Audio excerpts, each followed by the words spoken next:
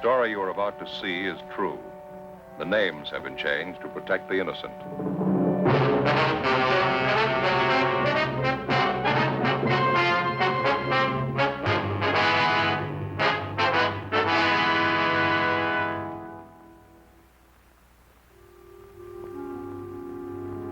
This is the city. 4 million people. There's something for everybody. Houses to live in. Places to work. Places to relax. Churches to pray in. Most of them enjoy life and they try to hold on to it. A few of them have lost their grip. In my job, I get to know them all. I'm a cop. It was Monday, August 12th. We were working the day watch out of Juvenile Division. My partner's Frank Smith. The boss is Captain Stein. My name's Friday. We'd gotten a call that a 7-week-old baby had been abandoned in a bus terminal. There was no sign of the mother, no lead to her whereabouts. We had to find her.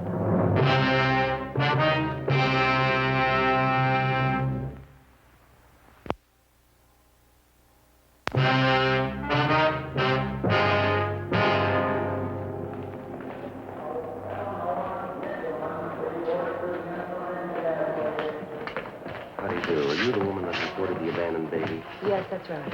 Police officers, ma'am. My name's Friday. This is my partner, Frank Smith, Juvenile Division. What's your name, ma'am? Mrs. Lewis. I'm certainly glad you're here. I've been waiting around this depot for hours. I don't know what to do. That's a good baby. Why don't you go to sleep now? Go on. Close your eyes and go to sleep. Oh, thing, it's a shame. Yes, ma'am. The report we got didn't go into details. Some woman left the baby with you, is that it? Yes, as soon as we got off the bus this morning. She said she'd only be gone a few minutes. It's been hours. I don't know what to do. Did you know the woman, Ms. Lewis? Her name's Dorothy Miller. She's from Arizona, Tucson. We got off the bus, and she asked me if I'd hold her baby while she went to get her luggage. She said she'd meet me right there by the information desk. I've been waiting ever since. She hasn't come back. I don't know what to think. How well did you know this Dorothy Miller, ma'am? Well, not too well, but she seemed like such a nice girl, friendly, very sociable. We sat together all the way in. Mm-hmm. You got on the bus with her at Tucson, is that it? Oh, no. I'm from Cincinnati. I got on a bus there and then went down to Dallas. I had a visit with an aunt of mine down there. Oh, I see. I got another bus in Dallas to come out here. Went along the southern route. Very nice. The same bus I came in on this morning. I'm out here to meet my husband, Army man. He's coming in on a transport from overseas. He's coming in tomorrow. Mm-hmm. Now, you say this Dorothy Miller boarded the bus at Tucson with the baby. She rode all the way into Los Angeles with you, is that right? Yes, right into this depot. She sat in the seat next to mine. We struck up a conversation, got to be quite good friends. Such a cute baby, I just can't imagine. Now, how about her description, Ms. Lewis? Anything unusual there? No, I wouldn't say so. A small girl, 5'3" or 4", I'd say, 110 or 15 pounds. Red hair, shoulder length, dark eyes, nice complexion, very pretty eyes. About how old would you say? 20. That's what she told me, anyway. She said she had a birthday in May. I remember we talked about that. She was born under the same sign I was, Taurus the Bull. Mm-hmm. And in all the talk she had with the Miller girl, she never gave you any reason to think that anything was wrong with her. She didn't seem to be despondent or depressed about it. Perfectly normal girl, as far as I could tell. I just can't get over it. I can't imagine her doing anything like this. You checked around the depot, did you? You had her paged? I talked to everyone in the place. The porters, ticket clerks, information desk, traveler's aid. Not one of them could help. I tried everybody. There. It's all right. We'll find your mother. You try and sleep. Sleep soon. Wonderful. It's just adorable. It's a little boy. She said his name's Stephen. Yes, ma'am. Her own baby, so small and helpless. How could she go off and leave him? Well, I guess she had a reason. It must have been important. A 7-week-old baby, your own? What's more important than that?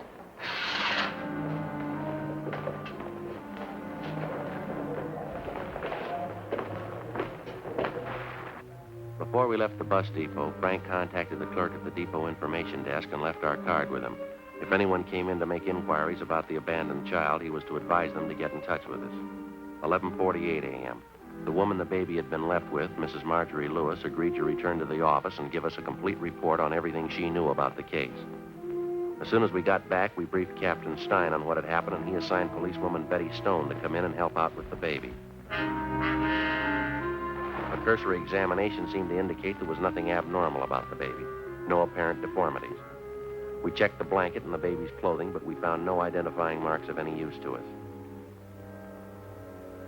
Policewoman Stone made the baby comfortable for the time being, and then she began to check through the contents of the small valise which the baby's mother had left with Mrs. Lewis. It contained the usual assortment: baby oil, powder, dextrose, a few cans of milk, a couple of blankets, and a supply of diapers. Frank and I continued to interview Mrs. Lewis. Is this the Miller woman's first baby, do you know, or did she happen to mention? Yes, it's her first. That's what she told me anyway. Did you talk about the baby's health at all? Was there any trouble there? Well, she did say she had some trouble with the formula at first. It didn't seem to suit the baby. It wasn't anything serious, though. Matter of fact, that does worry me a little bit, Sergeant. What's that? The baby's formula. Mrs. Miller did say it had to be fixed a special way. Some special medicine she put in it, too. Are you sure the baby's going to get good care? Yes, ma'am. No need to worry. He'll be moved to the general hospital. They'll look after him. Frankly, I can't help but feel a little guilty about all this. What do you mean, Mrs. Lewis? I mean, turning the baby over to you. It'll probably be put in some kind of an orphan's home. I can't help but think that maybe the Miller girl picked me out. She had to give the baby away, and she wanted me to have him. And then I turn around and hand him over to the police. It does make me feel a little guilty. She probably expected more of me. There's no need to feel like that, ma'am. It's not your responsibility. I suppose not, but I just can't help feeling that way, running out on a little baby like that, leaving him alone. You wouldn't be in a position to take care of him anyway, would you? No, I suppose not. I'd have to talk to my husband first. He'll be in tomorrow from overseas. I'll be back to the same old life again, living in hotels. No, I guess it wouldn't work even if they'd let me adopt him. Gets me down sometimes. I've always liked children. Well, thank you very much, Ms. Lewis. We appreciate your cooperation, everything you've done here. Not at all, Sergeant. I only wish I could be more help. Would you mind telling us where you'll be stopping in town, ma'am? It's possible we might want to contact you again. Well, I don't have any reservations. I was thinking of staying at a hotel close to downtown. Well, there's a big convention going on in town now, Ms. Lewis. Most of the places are pretty crowded. We'd be glad to help you find hotel space if you like. Oh, well, that's certainly very nice of you. Sergeant Friday, could I see you a minute, please? Yeah, sure. Excuse me. Yeah, Betty. Well, for a policewoman, I'm not bad at checking diapers. What do you mean? Right here, the valise the mother left with Mrs. Lewis. Did you come up with anything? I didn't think so at first. I went over the valise, everything inside, nothing. Then I started putting the things back in the bag. I found this in a stack of diapers right there. Paid receipt for a hospital bill, maternity ward. Santa Maria Hospital, Tucson, Arizona. Well, there's the patient's name right there at the top. Dorothy Miller.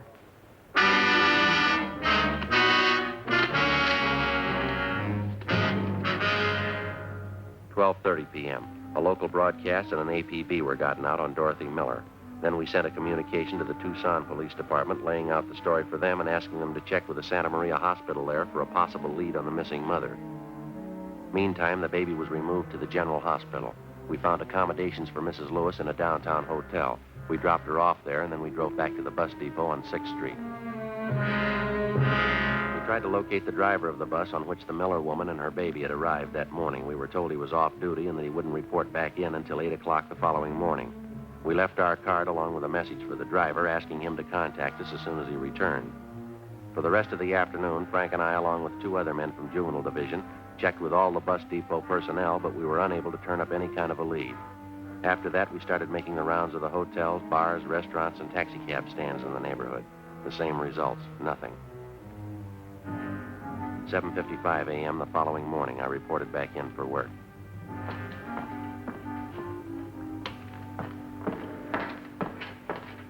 Good morning, Joe. Oh, hi, Betty. Frank check in yet? Yeah, he went out for a minute, said he'd be right back. What do you know? Anything new? Communication for you from the Tucson PD. Kickback on that query you got off to them yesterday. You see this? Yeah, confirms the fact the woman had her baby in that hospital. Still not much help, though. Yeah, I see. We checked out her last known address in Tucson. She moved. No forwarding address, no line on her friends or relatives. Well, the day the baby was born seems to check out. Yeah, June 24th. Makes the baby just about 7 weeks old. This part doesn't make much sense, though. The Miller girl's description? Yeah, Ms. Lewis said Dorothy Miller was small and dark. Long red hair, dark eyes. People at the hospital describe her as being fairly tall. Blue eyes, short brown hair, about 29 or 30 years old. Mrs. Lewis said the Miller girl just turned 20, didn't she? Yeah. Sure doesn't figure, does it? A little too much to write off as coincidence. 2 Dorothy Millers having babies, same day, same hospital. I just happened to think. This description of the Miller girl. Fairly tall, short brown hair. Ms. Lewis has short brown hair, hasn't she? Hi, Joe. Morning, Frank.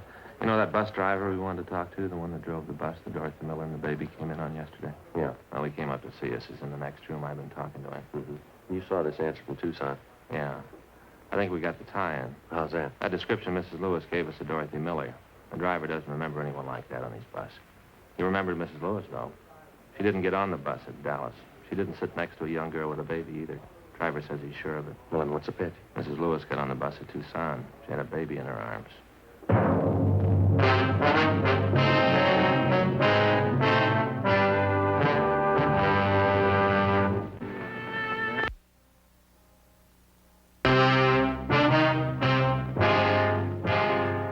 8:35 a.m. Frank Smith and I continued to interview the bus driver, the same man who'd been driving the bus on which Mrs. Lewis and the abandoned baby and his mother supposedly had arrived in Los Angeles the day before. The more we talked to the driver, the more he convinced us that the story we'd gotten from Mrs. Marjorie Lewis was a long way from the truth. He repeated that he was absolutely sure that Mrs. Lewis did not get on the bus at Dallas, that she boarded the bus at Tucson, and at the time she got on, she was holding a baby in her arms. He was just as positive that Mrs. Lewis held the baby in her arms all the way into Los Angeles, and that she did not sit next to a young red-haired girl, but an elderly woman. He also told us that none of his passengers on that particular trip fitted the description of Dorothy Miller as given us by Mrs. Lewis. 8:50 a.m. Before the bus driver left, we got his address and a phone number where we could get in touch with him if necessary. 9:05 a.m. Frank and I got in the car, drove to the downtown hotel where Mrs. Lewis was staying. She told us that her husband, Army Captain Walter Lewis, had arrived in from overseas earlier that morning and checked in at the hotel, that he was downstairs in the hotel barber shop. That's quite a parade they're having down there. Yes, ma'am. How's the baby? Are they taking care of him? Is he all right? Yes, ma'am. We checked with the hospital. He's doing fine. Oh, I'm glad. And the Miller girl, Dorothy Miller, did you find out anything? We haven't been able to locate her. No trace of her at all. That's why we're here, Mrs. Lewis. There are a few things we'd like to have you straighten out for us. Well, I'll be glad to do anything I can to help. I think I already told you everything I know about the girl. We'll be honest with you, Ms. Lewis. We don't think you're telling us the truth. What? I don't understand. We talked to the man who was driving the bus she came in on yesterday, the same bus you say Dorothy Miller and her baby were on. Yes, that's right. Well, the bus driver couldn't remember the Miller girl, told us none of his passengers even came close to her description. Well, there were quite a few people on the bus. I guess you can't blame him for not remembering her. He remembered you, Mrs. Lewis. You were sitting near the front of the bus. He doesn't remember anyone with a baby sitting next to you, though. I guess he made a mistake. He can't remember everything. He said you were holding the baby. I don't understand this. What is it you're trying to find out? When we talked to you yesterday, you told us that you got on the bus at Dallas. Isn't that right? Yes, what would that have to do with it? Well, the bus driver says you got on at Tucson. He seemed to remember it pretty well.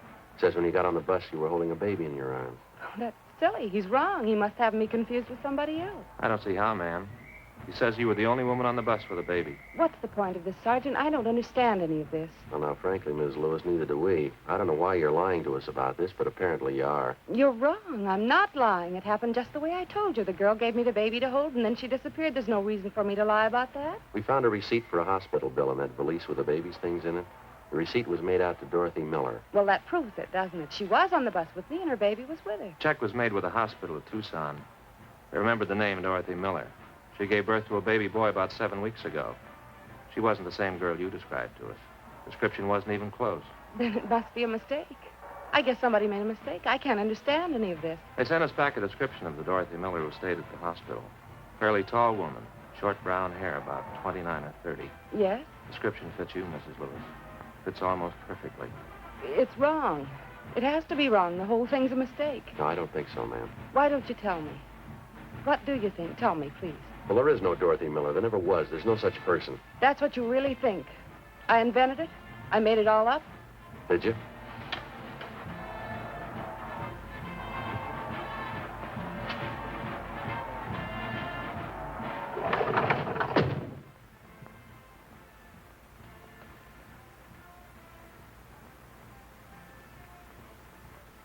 And the baby.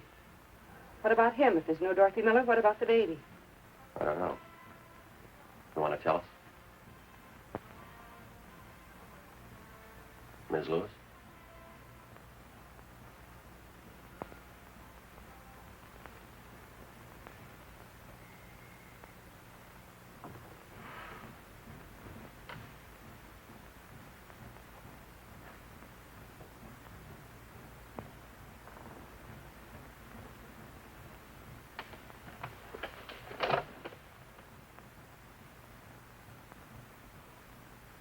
Yes. Yes. Mrs. Lewis, anything we can do? Thank you, I'm all right. I suppose I knew it would happen sometime. I tried not to think about it. Yeah? I knew you'd found out. That's why you asked if my husband was with me, isn't it? You didn't want to embarrass me. We wanted to give you a chance to tell your side of the story. We thought maybe you wanted to keep it from your husband. Oh, it doesn't matter. I'll tell him. He'll be back in a few minutes. He can do anything he wants, and I won't blame him. He'll pack his bag and walk out and leave, and I won't blame him. Nobody will blame him. You want to tell us about it? I think you know. It's my baby. My own baby, and I couldn't keep him. There wasn't anything else to do. Nothing. My own baby. You made up the whole story about the girl, Dorothy Miller. Her leaving the baby with you. Mrs. Lewis? Well, now, you must have had a reason for it, Mrs. Lewis. Giving your baby away. You want to tell us about it?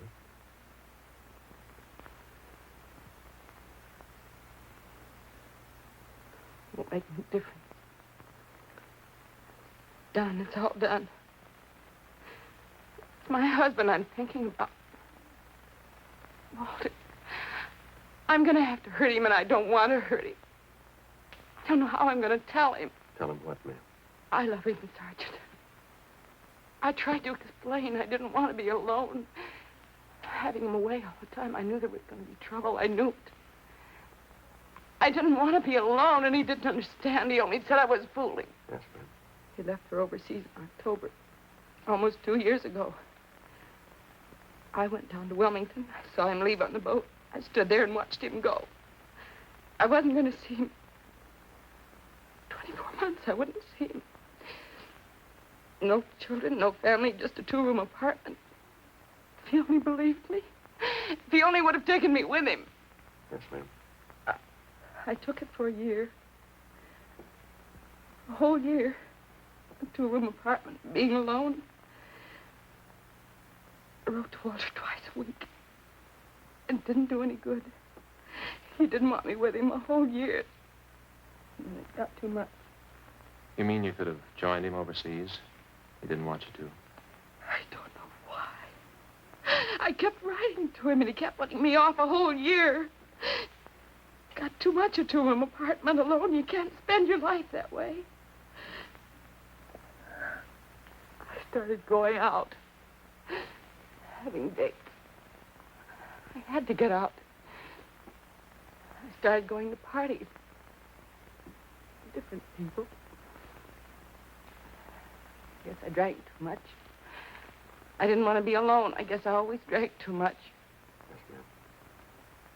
There was one party. I don't even remember who I went with. I guess I was drinking. I don't know. And I left. I don't even remember who I was with. It didn't have to be this way. It didn't have to happen like this. Are you all right, Mrs. Lewis? There's something we can get for you? No, I'm all right. I didn't know what to do when I found out. And saw the doctor. He didn't understand it either. I mean, the way I felt. He said the baby would be born in June. I cried. He didn't understand. Yes, ma'am.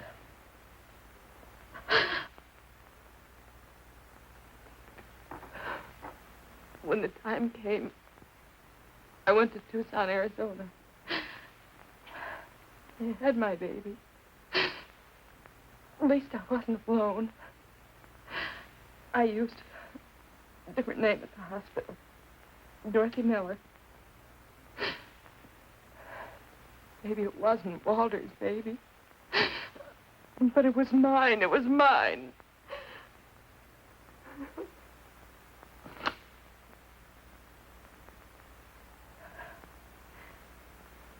But at first it wouldn't make any difference. But it did, though. It did. So you figured on giving up the baby? Giving him away, is that it? I can't tell you how many times I worked it out in my mind, day after day. I almost went crazy with it. Walter, the baby, which one? I finally decided, Walter. Don't you think it's fair? Don't you? Well, it's your decision, ma'am. It's going to have to be up to you. I don't know how to tell him. Won't you help me, please? Help me tell Walter. All right, if you like. Such a terrible thing. When you make a choice. When you have to hurt someone. To have to choose between the two of them. One of them has to be hurt. Ma'am? My husband or my baby. Which one?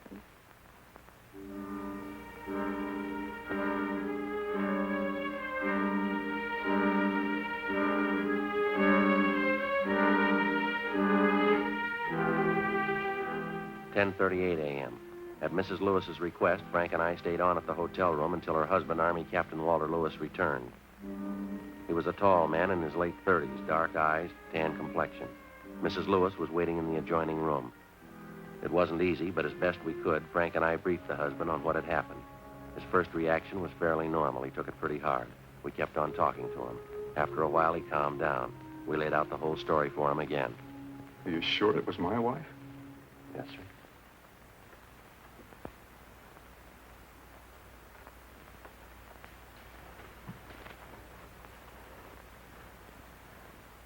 She turned the baby over to the police, is that it?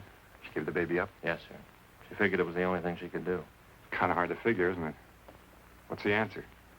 What am I supposed to do? Well, I know it's none of our business, Captain, but I think you might try looking at it from your wife's point of view. What do you mean? Well, it's pretty obvious she's still in love with you. I think she's shown you that. Yeah. Well, she was in a jam. It was a big choice for her to make. She knew she was wrong. She made a mistake. She was ready to pay for it. It was either you or the baby. She knew that. She decided to give up the baby. Where's Marge now, my wife? In the next room. I want to see her. Well, maybe if you'd wait just a little while. No, it's all right. I just want to tell her something. Marge? Marge, come out here. I want to talk to you.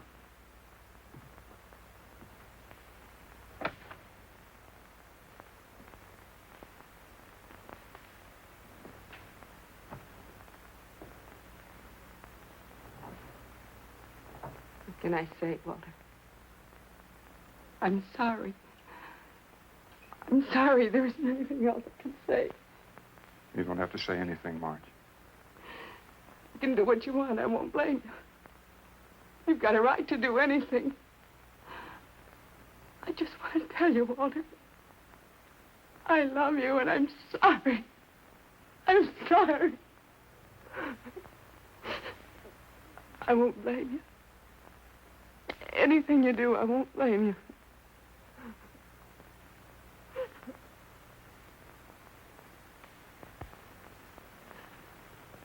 It's going to be all right.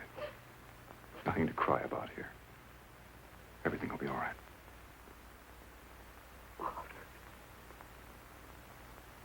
Walter.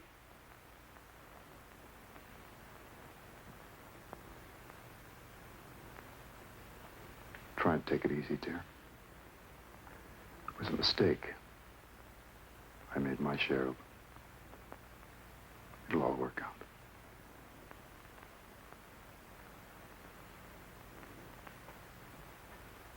Officer, Yes, sir? I'd like to ask a favor. We've got a car downstairs. Yes, sir, we do. I wonder if you'd mind dropping us by the hospital. I'd like to see my son.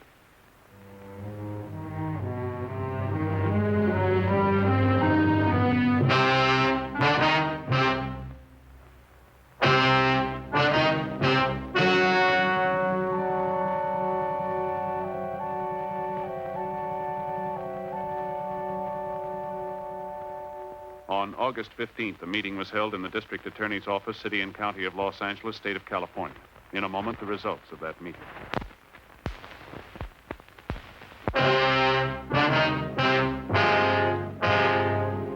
the interests of justice, it was decided that no criminal complaint be filed against the suspect.